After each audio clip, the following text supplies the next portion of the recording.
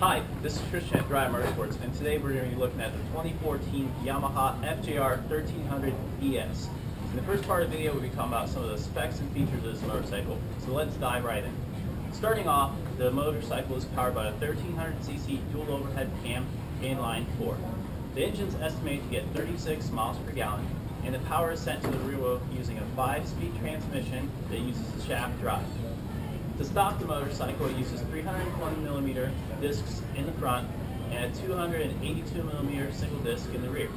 The brake system is ABS equipped and it is linked. The motorcycle's wheelbase is 60.8 inches, and to put that into perspective, it's only 2 inches longer than a Suzuki Hayabusa. So it's fairly nimble, or at least it should be. The motorcycle seat height is adjustable from 31.7 inches all the way up to 32.5 inches to suit riders of different sizes. The tank is 6.6 gallons, so it has quite a good range on it. And finally, the bike weighs 644 pounds. Some of the features that the ES comes with is electronic suspension, obviously. In total, the system features 36 different modes that you can put it into, or combinations thereof. So it should be able to fit any condition that you find yourself in. It also features D mode, which is to say it features a sport mode for the throttle response and a touring mode. The motorcycle also features traction control, which has been derived from Yamaha's MotoGP program. It also has cruise control standard, heated grips, an adjustable windscreen, and 12-volt outlet. Now, in the second part of the video, we're going to hop on this thing and see how it rides. So let's go. The first thing you notice about the FJR when you're hopping on is that the ergonomics are very neutral from an upper body point of view. Lower body is distinctly sport bike though, so on longer rides I still anticipate that many riders will end up having a little bit of leg cramp issue. This being a demo ride, I wasn't allowed to attack any of these corners at 10/10s, but we did get a chance to hit one of these on-ramps with a little bit of enthusiasm. The impression that FJR gave me through this one corner, I guess the key word would be planted. Turn-in was nice and progressive. There was no tendency to hesitate and then flop in all at once. The weight distribution front to rear was really good, and the suspension gave you very good feedback, so you understood exactly how much traction was available at any given time. So overall, the suspension and chassis was very balanced and quite good.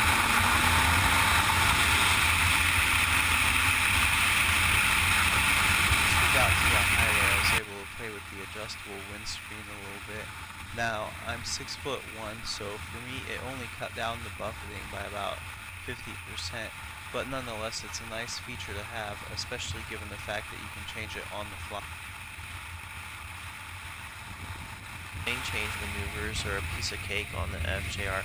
With it being a sport tour, the rake is still quite a bit on the aggressive side, so it has no problem flicking from side to side.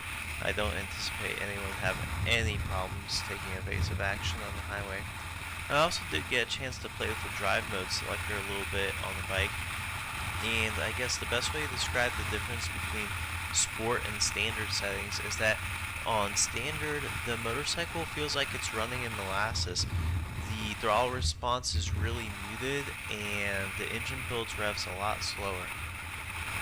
Top gear acceleration for the FJR was superb, which should come as no surprise given the fact that the motorcycle's engine is 1300 cc's.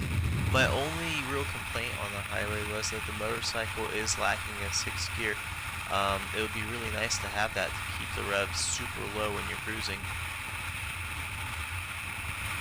For those of you that are coming off of a sport bike, you'll be glad to know that if you get the urge to get into that full race tuck, you'll be completely pulled out of the wind with the windshield in the high position.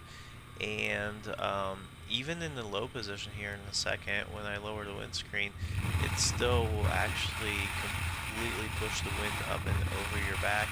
So if you get tired of pulling yourself up on your wrists, you can do the full race tuck.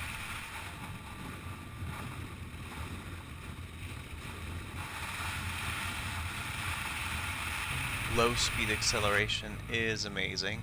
The bike is a 1300, nothing else needs to be said.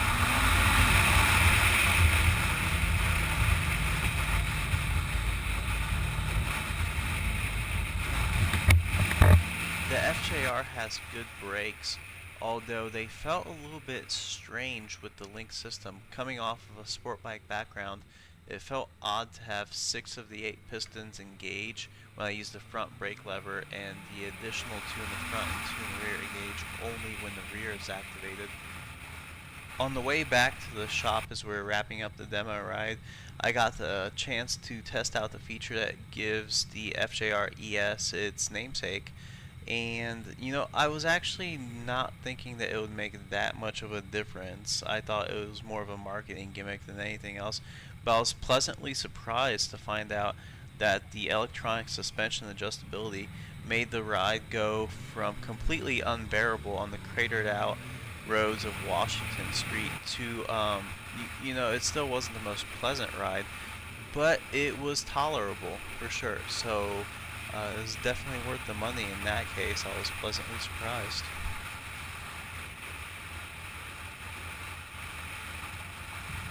As I was finishing up the demo ride, I was thinking to myself, what's a word or phrase that could succinctly describe the FJR?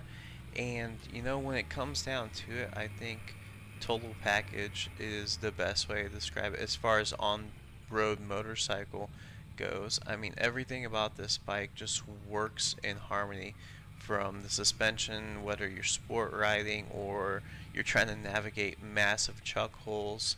It can do it all, and it does it all with grace, and I think it's a testament to the vast amount of money that Yamaha throw at this model specifically to develop it. I mean, the devil's in the details with these things, and you know, this is one of the few models of sport tours that's actually actively tested in the wind tunnel to ensure that there's no updraft behind the rider's jacket. And it's just that small attention to detail that really, I think, when you take everything into account, the motorcycle is more than the sum of its parts, and that's why I think it's a total package. So that's my take on it, and here's my coworker Mark now, and he's going to give you his opinion on the motorcycle. Hi, I'm Mark from Dreyer Motorsports. I'm reviewing the 2014 FJR ES. I definitely like the availability to fine-tune your suspension on this bike. I think it's a nice feature to have, especially if you're riding double up or if you're just a finicky suspension guy. You can do it on the fly without any tools. I think that's a pretty neat option for them to give us. Obviously in 13 the FJR went to cruise control. It was electronic. I think that was a much needed improvement, which the Concourse still does not offer. Since I mentioned the Concourse, I will say that this actually has a 5-speed transmission, whereas the Concourse has a 6-speed. I did kind of think that that might become a hindrance on the highway or interstate travel. It really didn't bug me as much as I thought. However, it would be nice to have that 6th gear for a little bit lower RPMs when you're cruising on the interstate or highway. Other than that, the bike is phenomenal. It handles great. A little bit less bulky than the Concourse, and definitely enough power to suffice for this big of a bike. I really don't have much to complain or really anything that I can say negative about the bike, other than, you know, maybe the 6th gear being an option in the future. I thought it was great. Great handling bike. The design on the front end, revised in 13, was definitely a vast improvement. It gives it a futuristic look. I really love it. I really would recommend this bike. I actually enjoyed it more than the Concourse. So, you know, it's a personal opinion. Take it or leave it. It is what it is. But I would say, if anybody were to ask my opinion, I would definitely choose the Yamaha over the competitors in the Japanese market. I was definitely impressed by the handling, and it's just a phenomenal bike all around as far as that goes. And it's affordable. It gives you all the amenities for a good price point compared to some of the European manufacturers. So I definitely take time out of your schedule, come ride one if you get a chance. You won't regret it.